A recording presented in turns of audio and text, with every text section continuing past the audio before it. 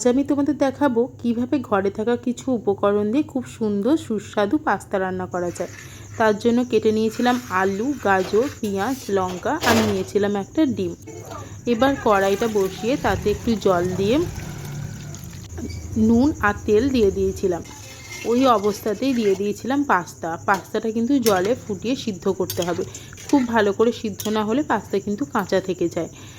এরপর কড়াইতে তেল গরম হয়ে তাতে দিয়েছিলাম গাজর আগে দিতে হবে, তার কারণ গাজর সিদ্ধ হতে একটু বেশি সময় নেয়।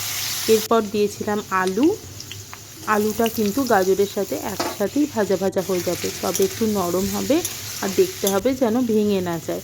এটা কিন্তু বেশ ভালো করে ফুটিয়ে সিদ্ধ করে নিতে হবে, দেখতে হবে যেন পাস্তাটা ভেঙে না যায়, আবার একদম কাঁচাও না থাকে। পাস্তাতে নুন আর তেল দিয়ে সিদ্ধ করে জল ছাড়ানোর জন্য পাস্তা অনেক বেশি ঝরঝরে হবে, তবেই কিন্তু পাস্তাটা খেতে বেশি টেস্টি হবে। কড়াইতে গাজর আর আলু একটু ভাজা ভাজা হয়ে যাবার পরে দিয়ে দিতে হবে পেঁয়াজ, আলু আর গাজর। এই সময় দিয়ে দিতে হবে লঙ্কাটাও এবং একসাথে ভাজা হবে, খুব বেশি ভাজার প্রয়োজন নেই। এই সময় দিয়ে দিতে হবে ডিমটা ভেঙে একেবারে নাড়াচাড়া করতে হবে। ডিমটা গুঁড়ো হয়ে এর সাথে একেবারে লেগে যাবে এবং খেতে অনেক বেশি টেস্ট হবে।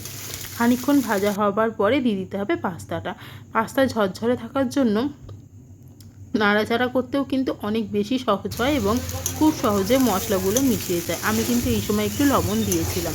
পাস্তাতে লবণ দেওয়া আছে এবং সয়া সস দিতে হবে, তাতে লবণ থাকবে। আমি ব্যবহার করেছিলাম সানরাইসের পাস্তা মশলা, দিয়েছিলাম হালকা চিনি এবং সয়া সসে একটু লবণ থাকে, সেই অনুযায়ী আপনারা লবণটা দিয়ে নেবেন, তবে টেস্ট অবশ্যই ভালো হবে। এই সময় বেশ খানিকটা নাড়াচাড়া করা হয়ে গেলেই রেডি হয়ে যাবে আমাদের টেস্টি পাস্তা। আমি পাস্তাটা পরিবেশন করেছিলাম শসা আর কাঁচা পেঁয়াজ দিয়ে, খেতে কিন্তু অসাধারণ।